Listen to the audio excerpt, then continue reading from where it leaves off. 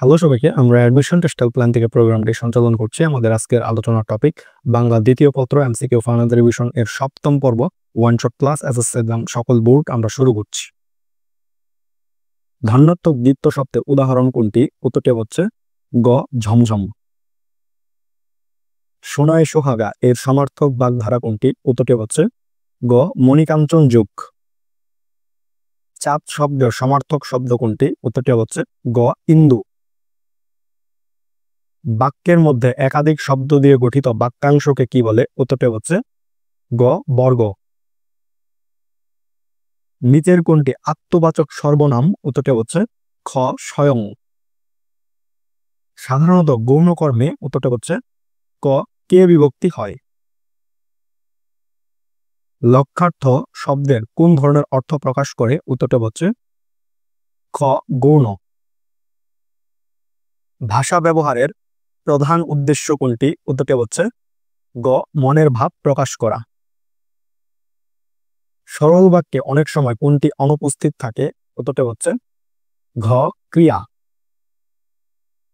লেখার সময়ে কোনো অংশ বাদ দিতে চাইলে কোন বিরাম চিহ্নের ব্যবহার করা হয়? উত্তরটি হচ্ছে ঘ ত্রিবিন্দু।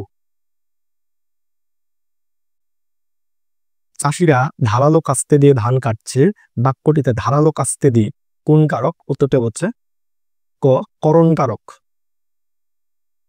কোনটি কর্মধারয় সমাস? উত্তরটি হচ্ছে গ পদ্ম আখি। মৃগয় শব্দের দ্বারা হরিণ বোঝালে অর্থের কি ধরনের পরিবর্তন হয়? উত্তরটি হচ্ছে গ অর্থ সংকোচ। স্বাক্ষর ও স্বাক্ষর শব্দ জোড়ের মধ্যে মিল কোথায়? উত্তরটি হচ্ছে ক উচ্চারণে। পূরণবাচক শব্দ ৮০তম এর অপর নাম কি? উত্তরটি হচ্ছে ক ৮০তম। নিচের কোন বাক্যটি ভাববাচ্যের উদাহরণ? উত্তরটি হচ্ছে গ এবার বাঁশিটি বাজানো হোক। যে কারকে ক্রিয়ার উৎস নির্দেশ করা হয় তাকে কোন কারক বলে? উত্তরটি হচ্ছে গ অপাদান।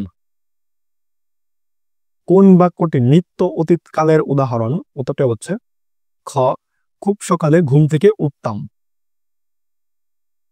মানিপক্ষের বহুবচন করার সময় নিচে কোন লগ্ন যোগ করা হয়? উত্তরটা হচ্ছে ঘ বর্গ। পদের লগ্ন কয় ধরনের? উত্তরটা হচ্ছে গ ৪ ধরনের। কোন বাক্যে ক্রিয়াজাত অনুসর্গ রয়েছে? উত্তরটা হচ্ছে ক মন দিয়ে লেখাপড়া করা দরকার।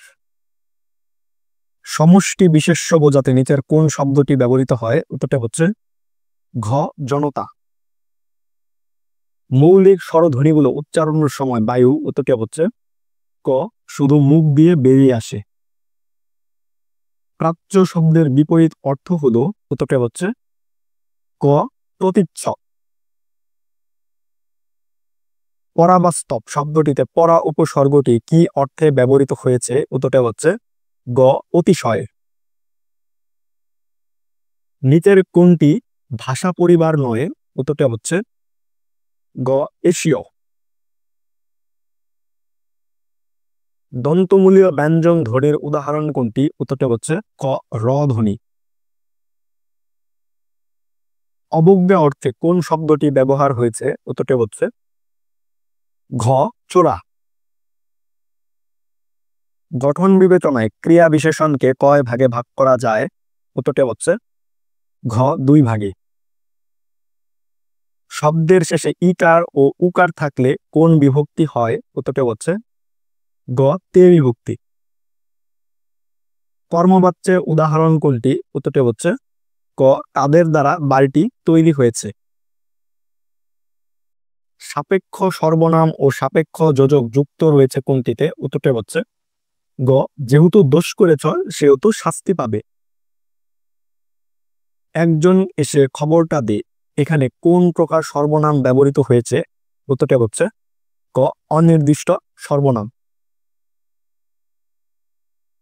প্রত্যক্ষ উক্তিতে চিরন্তন সত্যের উদ্ধৃতি থাকলে পরোক্ষ উক্তিতে কিসের পরিবর্তন হয় না? উত্তরটা হচ্ছে ক ক্রিয়ার কালের।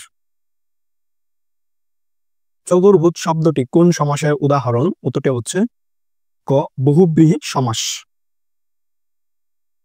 এখনো পদের ও হলো, উত্তরটি হচ্ছে ঘ বলক।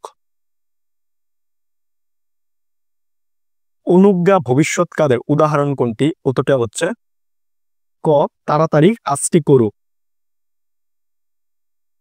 সিদ্ধান্ত আবেগ কোনটি? উত্তরটি হচ্ছে গ বেশ তবে যাওয়াই যাক।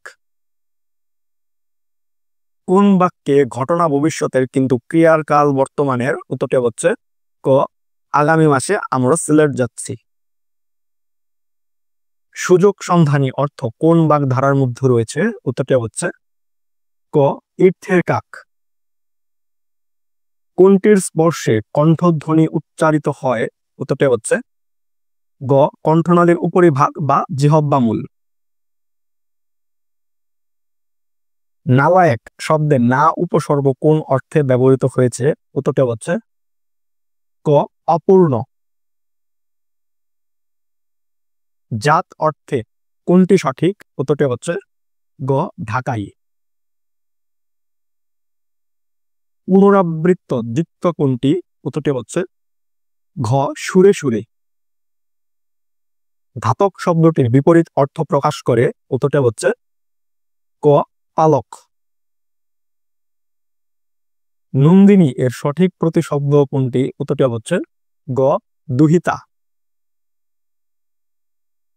নিপাতনে সিদ্ধ ব্যঞ্জন সন্ধির উদাহরণ কোনটি? উত্তরটি হচ্ছে ঘ বৃহস্পতি। নিচের কোন শব্দটিতে অর্ধ স্বরধ্বনি রয়েছে? উত্তরটি হচ্ছে ক লাউ। অভাব অর্থ প্রকাশ করেছে কোন উপসর্গযুক্ত শব্দটি? উত্তরটি হচ্ছে ঘ হাবাত। পারস্পরিক ক্রিয়ার কোন অবস্থা তৈরি হলে কোন বহুব্রীহি হয়? উত্তরটি হচ্ছে ক ব্যতিহার বহুব্রীহি। তো এই ছিল বাংলা দ্বিতীয় পত্র এমসিকিউ ফাইনাল রিভিশন এর 7ম পর্ব। তোমাদের সকলের জন্য শুভকামনা। ধন্যবাদ সকলকে।